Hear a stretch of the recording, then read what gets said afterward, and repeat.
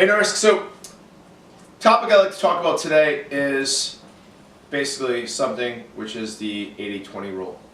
So in CrossFit, the whole purpose of the program when it was designed was to focus on intensity.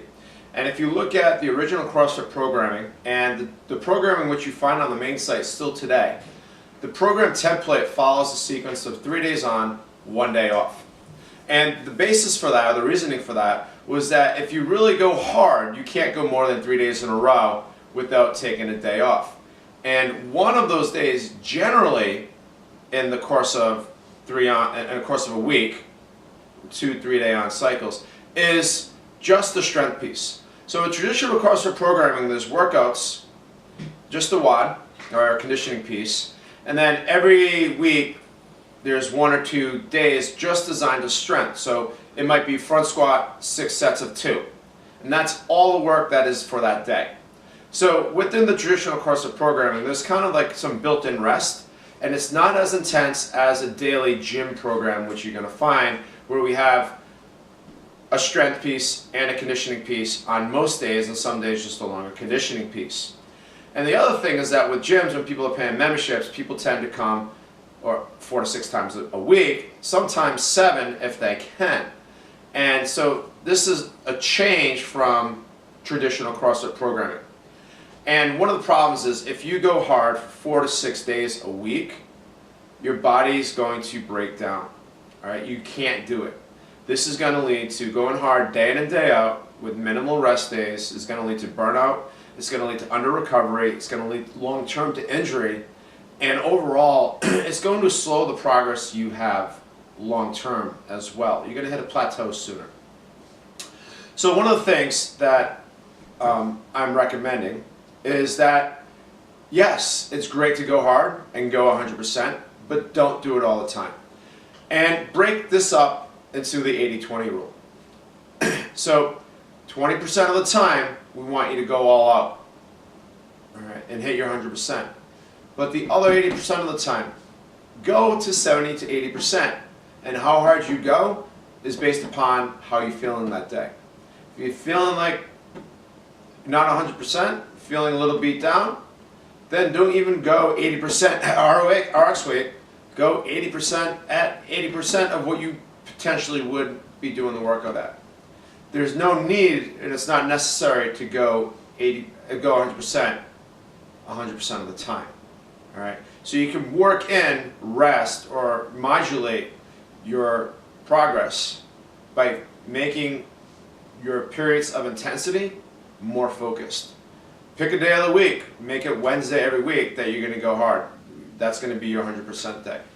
All right, or look at the program in the following week, because we typically publish it a week in advance, and say, all right, that's the day, that workout I like, I'm going to go hard on that day, and the other days, I'm not saying to go through the motions, but you're not going to go as hard. You're going to focus on the 70-80%.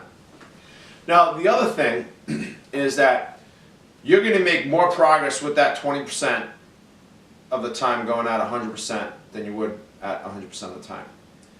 This kind of translates also to your daily living. The progress you make in terms of your overall health and in terms of your overall progress in the gym doesn't happen in the gym. So if you look at your day, maybe you spend 10% of your day or 20% of your time at the gym, probably even less if you look at a 24-hour day, percentage-wise. Well, it doesn't matter what you're doing that 1 hour of the day if the other 23 hours of the day are not conducive to optimizing what you do that 1 hour of the day. So if you're not sleeping, if you're not mobilizing, if you're not eating properly, then it doesn't matter what you do in the gym because the progress is going to be minimalized.